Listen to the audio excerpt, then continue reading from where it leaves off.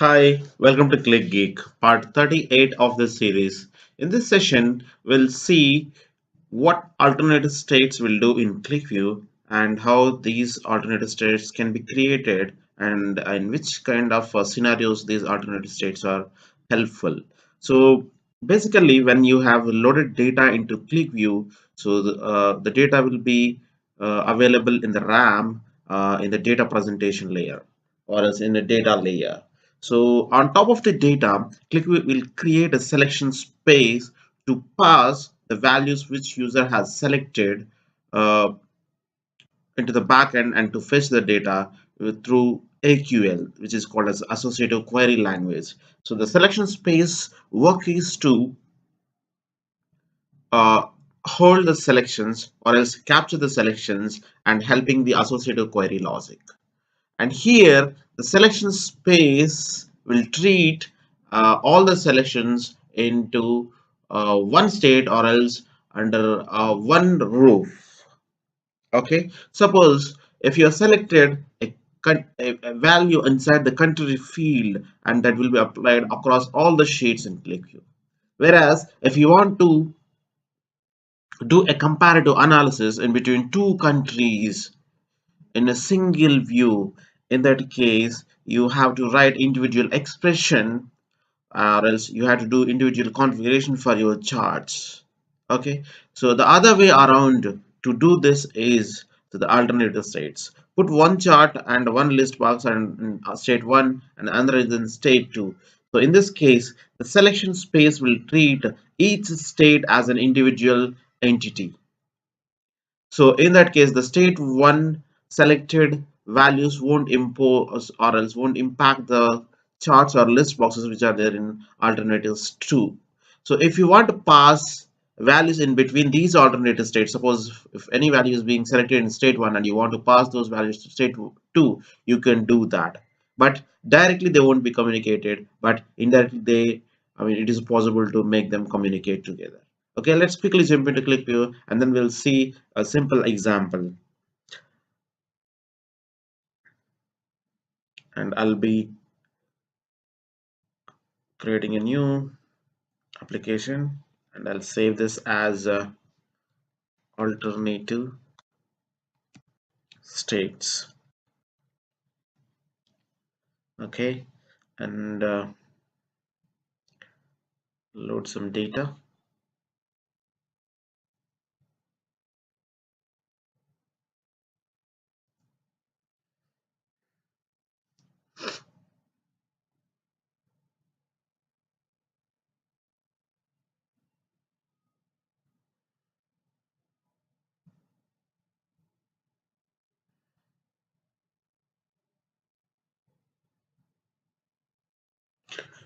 So if I take a region as a list box here, so sorry,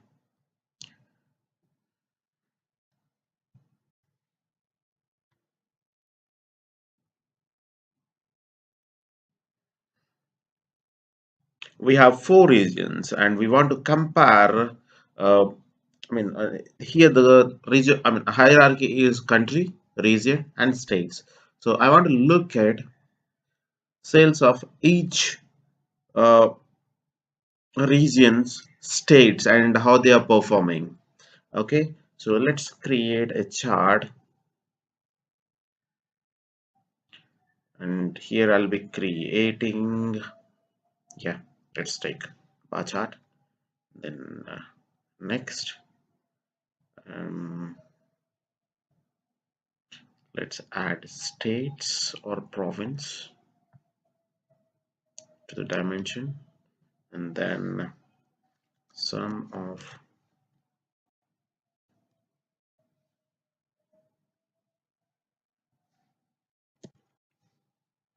and then finish. In our scenario,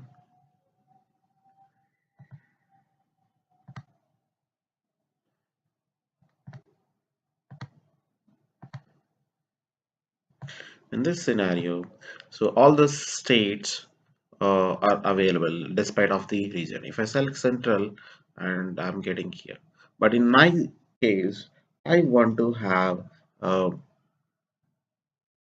different charts or different uh, bar charts. So for the comparative analysis, what I'm going to compare here is I'll be comparing the sales. So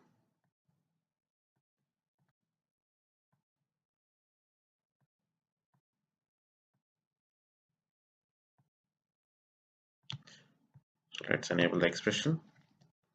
Some sales. Let's put it in descending order.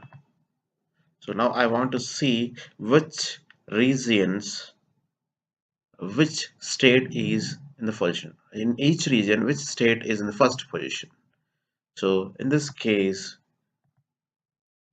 so this is how we can do. We can't get it in single view. If I select all at once, I'll get like this, right? So to get rid of this, we'll use alternative states. So to create an alternate state, you have to go to the document settings, Control Alt D, and there you can find alternative states in here. Remember, it's better to avoid alternative states.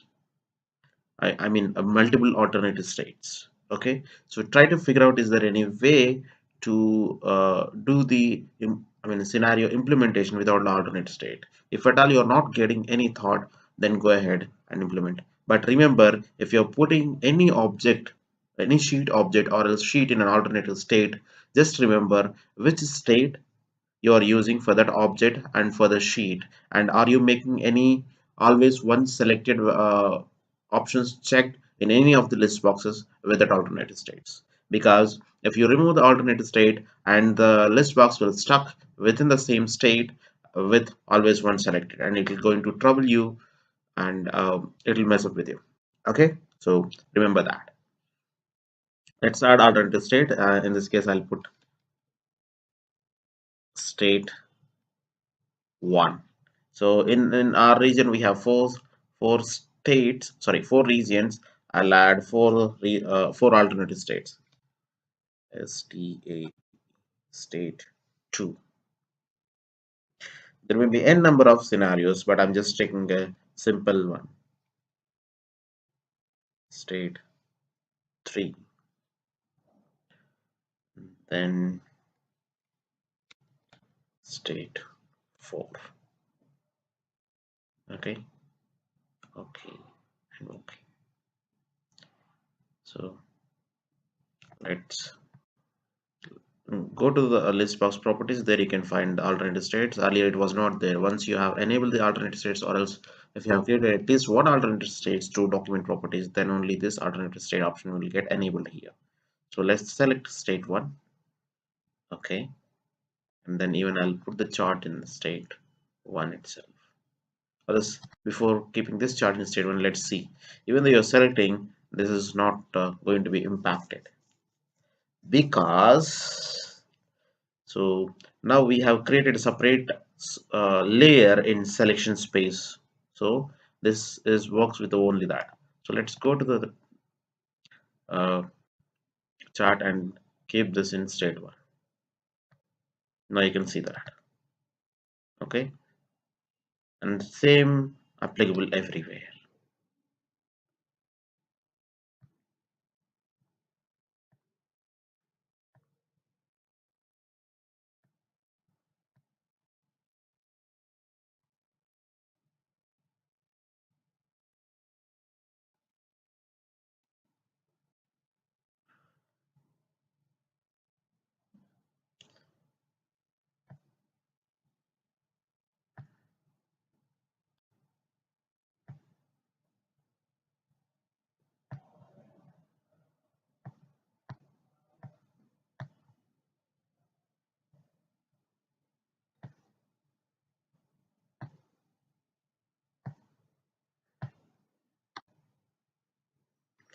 So now we have created four charts and four list boxes, and seems to be everything is in same state. So let's change this. This is in state 1. Let's make it state 2. This seems to be state 1. Let's state 3. And this would be state 4. Okay. And then it is in state 1. Let's change this to state 2. Second chart state 2. Third chart state 3. Fourth chart will be in state 4. So I'll be selecting region 1, central in first, and then east in second, south in third, and west. Now you can see each and every chart is working with respect of the list box and the state which I mean it belongs to, right? So now we can see in all the different regions which state is doing good. So it's when it comes to the west, California is doing good, and when it comes to south, I think Florida, and in east it's New York, and in central region it's Illinois. Okay, so this is how you can use the alternative states. And remember, if at all you need it, then only go with this. And remember on which list boxes you're applying and on which charts you're applying this one. And if you're applying selections and always one with any alternative states combined and always one selected, remember those list boxes or else jot it down. Whenever you're trying to remove the alternate states, first remove those always one, and then uh, remove your alternative state from the list box, and then only go for remove the object. If you won't do so, then it will trouble you. Okay, so let's see how to pass one alternative state value into another state. I mean, one alternative state I considerable in another alternative state. So in this case, what I'll do is here we have central, and I'll create the product category list box. So this is the product category. So this is in inherited state, so it's not in either state. What I'll do is I'll put this in state 2. Okay, so now if I select furniture, the state 2 will be impacted. Suppose, assume, so this product category is in state 2. I want to uh, make this affect in the chart which is in state 1. So in that case, what you have to do is go to expression. There you can put brackets open and close and your state. And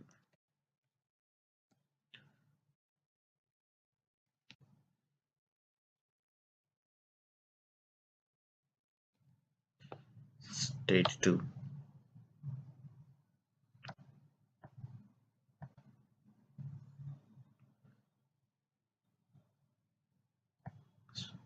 Sorry, this is wrong. So how we can do that is, so the product category, so whenever we are writing set analysis, it will start with curly braces, and then so product category. So for product category, so what we are going to say is consider selections from state 2. So state 2, and you have to use the scope resolution operator. In other words, we call it as double colon, but the technical name is scope resolution operator. And the field from the state is category. So what we are saying is, so take selections of product category from state 2 and then assign them to the current state of the chart. So chart is in state 1. So okay, then apply it. Now you can see. So this is Illinois uh, sales for furniture. If you select office supplies, then it will change. Okay, so this is how you can pass one state values to another state chart or else objects in Qlikview. Okay, thanks for watching the video. Please subscribe.